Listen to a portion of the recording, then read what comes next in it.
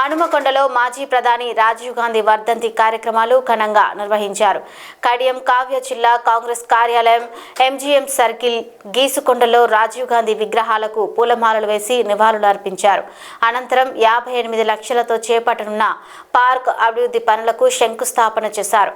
ఈ సందర్భంగా మాట్లాడిన కడియం కావ్య దేశాన్ని ఆధునిక దిశగా నడిపించిన దూరదృష్టి నాయకుడు రాజీవ్ గాంధీ అని కొనియాడారు.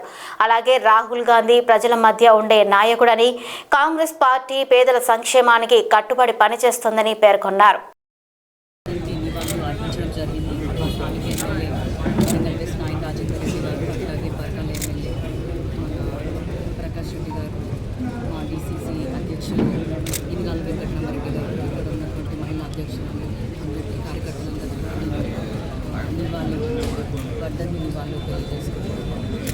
మనందరూ తెలుసు, కాంగ్రెస్ ప్రభుత్వము పేదల ప్రభుత్వము, కాంగ్రెస్ పార్టీ పేదల పార్టీ కాబట్టి అంతకుముందు విద్యా వ్యవస్థ పైన ఒక నేషనల్ ఎడ్యుకేషన్ పాలసీ తీసుకొచ్చింది రాజీవ్ గాంధీ గారు. అట్లాగే జవహర్ నవోదయాలు కానీ, అట్లాగే మనం ఏదైతే పల్లెలు పట్టు కొమ్మలు మన దేశానికి అంటాము, దాంట్లో కూడా ఒక అమెండ్మెంట్ తీసుకొచ్చి పల్లెలకి మాత్రమే అత్యధికంగా వాళ్ళు స్వయం పరిపాలన చేసుకునే విధంగా కూడా మార్పులు చేర్పులు తీసుకొచ్చింది అప్పటి రాజీవ్ గాంధీ గారి ప్రభుత్వం.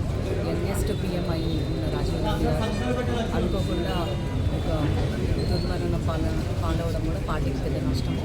ఇప్పటికీ కూడా ఆయన బాటలో నడుస్తున్నటువంటి రాహుల్ గాంధీ గారిని ప్రధానమంత్రి చేయడమే ఇక్కడ ఉన్న ప్రతి ఒక్క కాంగ్రెస్ జెండా మోసే ప్రతి ఒక్క కాంగ్రెస్ కార్యకర్త యొక్క ముఖ్య ఉద్దేశము. ఎందుకంటే పేదల కోసం పనిచేసే పార్టీ ఇది, కానీ మతం కోసం పనిచేసే పార్టీ బీజేపీ. ఇప్పుడు మనం చూస్తున్నాము ఎన్ని విధాలుగా నష్టం. మన పెట్రోల్, డీజిల్, గ్యాస్ సిలిండర్లు ఏది చెప్పినా కూడా అన్నిటికీ యుద్ధం అనే మాట చెప్తున్నారు. మరి ఇట్లాంటి క్లిష్ట పరిస్థితులలో కూడా మీరు మంచి పరిపాలన అందిస్తారన్న నమ్మకంతో మీ మీద ఓటేసి గెలిపించినారు ప్రజలు బీజేపీ వారికి. కానీ ఇప్పుడు ఏం చెప్తున్నారంటే ప్రతిదానికి పూచిలాగా మన యుద్ధాన్ని చూపిస్తున్నారు. ఇప్పటికైనా మార్పు చెందాలి.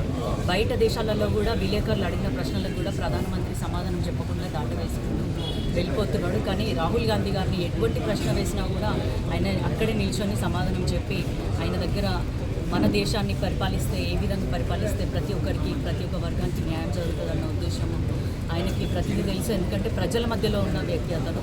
కానీ నరేంద్ర మోడీ మాత్రం పైపైన ఊరు పేరు లేని దేశాల్లో కూడా చుట్టేసి వస్తున్నాడు అని మీ అందరూ తెలియజేసుకుంటూ అందరూ కూడా కాంగ్రెస్ ప్రభుత్వాన్ని, మన రేవంత్ రెడ్డి గారి సర్కార్ని ఆశీర్వదించాలని మనసారి కోరుకుంటూ నెక్స్ట్ మన వచ్చే ఎలక్షన్స్లలో రాహుల్ గాంధీ గారిని ప్రధానమంత్రి చేయడమే మా ముఖ్య ఉద్దేశం అని అందరూ తెలియజేసుకుంటారు.